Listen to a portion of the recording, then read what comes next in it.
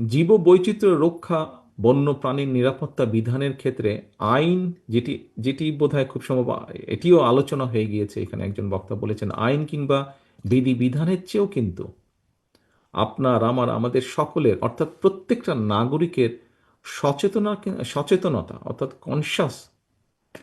কনসাসনেসটা, আমাদের যেটা কনসার্ন করা, কনসাস করা মানুষকে, এটা কিন্তু সবচেয়ে বেশি জরুরি। আমাদের প্রত্যেকের এই উপলব্ধিটা আসতে হবে, মনের ভেতরে উপলব্ধিটা থাকতে হবে যে জীব বৈচিত্র্য রক্ষা এবং বন্য প্রাণীর নিরাপত্তার সঙ্গে কিন্তু আমরা যারা মানুষ, মানব সমাজ, আমাদের নিরাপত্তাও কিন্তু জড়িত, আমাদের অনেক বিষয় জড়িত। সম্মানিত সুধীবৃন্দ, বিভিন্ন দল ভিন্ন মত কিংবা অবৈধভাবে লোভ লালসার আশায় যেখানে মানুষের প্রতি মমত্ববোধের একটা অভাব প্রকট হয়ে উঠছে, সেখানে পশু পাখি কিংবা বন্য প্রাণীর প্রতি মমত্ববোধের কথা হয়তো অনাহত ভাবার মতন মনে হতে পারে, যে যেখানে মানুষেরই বিষয় সেখানে হঠাৎ করে পশু পাখি নেই। তবে এটাও কিন্তু সত্যি, পশু পাখি, কুকুর, বিড়াল, হাতি কিংবা বাঘ অর্থাৎ প্রাণীর প্রতি মানুষের হৃদয় অনুভবের স্থান তৈরি যদি না হয়, শুধু আইন করে প্রাণীর আহার, আবাস, নিবাস নিশ্চিত করা, যা আজকে নিশ্চিত করার জন্য আমরা কিছু সংখ্যক মানুষ এখানে একত্রিত হয়েছে, যে বিষয়গুলো নিয়ে আমরা কনসার্ন এক্সপ্রেস করছি, আমরা যদি এই কনসাসনেসটা মানুষের মধ্যে, যে অনুভূতিটা যদি আমরা তৈরি করতে না পারি, তাহলে শুধু এই প্রাণীর আইন করে প্রাণীর আহার, নিবাস, তাদের নিরাপত্তা নিশ্চিত, এই সবগুলো বিষয় কিন্তু অত্যন্ত কঠিন হবে। উপস্থিতিবৃন্দ, প্রাণীর নিরাপত্তা, অধিকার রক্ষা, মানব সভ্যতার উৎকর্ষতা এবং বিকাশের পর্যায় নির্ণয়ের ক্ষেত্রে প্রাণীর নিরাপত্তা এবং অধিকার রক্ষার বিষয়টি নির্ণায়ক ভূমিকা পালন করতে পারে। আমি মনে করি প্রাণী অধিকারের যে বিষয়টি শুধুমাত্র প্রাণীদের প্রতি মানবিক দায়িত্বই নয়, বরং জীব বৈচিত্র্যের সংরক্ষণ, বাস্তুতান্ত্রিক ভারসাম্য রক্ষা এবং মানব জাতির নিজেদের সুস্থ এবং টেকসই ভবিষ্যৎ নিশ্চিত করাও কিন্তু অত্যাবশ্যক। মানুষ যখন প্রাণীদের প্রতি সহানুভূতিশীল হয়, প্রাণীদের নিরাপদ আবাসস্থল নিশ্চিত করে, তখন এটা মানব সমাজের পরিপক্কতা এবং উন্নত নৈতিকতারই কিন্তু প্রতিফলন ঘটায়।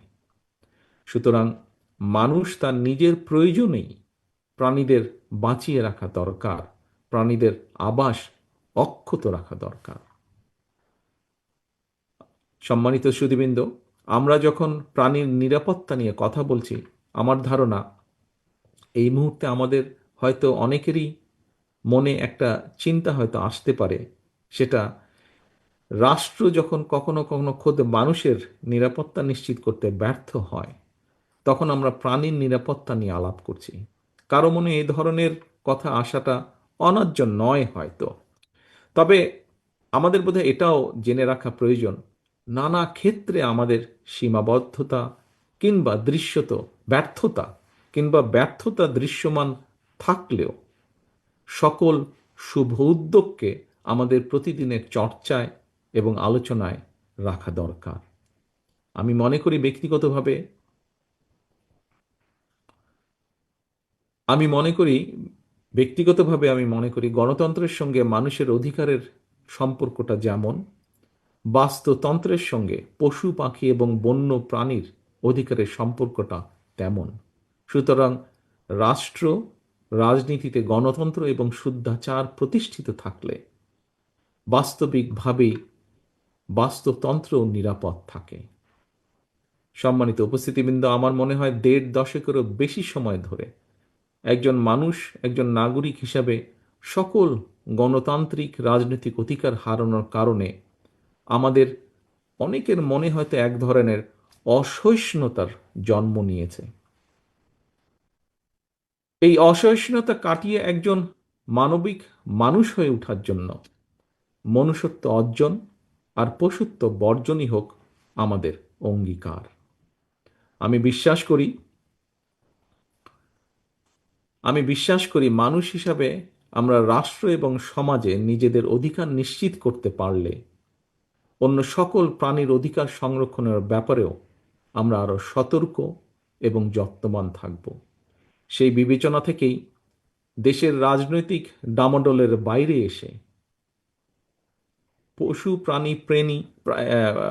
প্রাণী প্রেমী কিছু মানুষের আয়োজনের আজকের প্রাণী বিষয়ক এই আলোচনাটি অবশ্যই অর্থবহ এবং অত্যন্ত ভালো একটি উদ্যোগ। এই যাত্রায় আমাদের স্লোগান হোক, প্রাণ বাঁচাও, প্রাণী বাঁচাও। দেশ হোক সকল প্রাণের নিরাপদ আশ্রয়স্থল।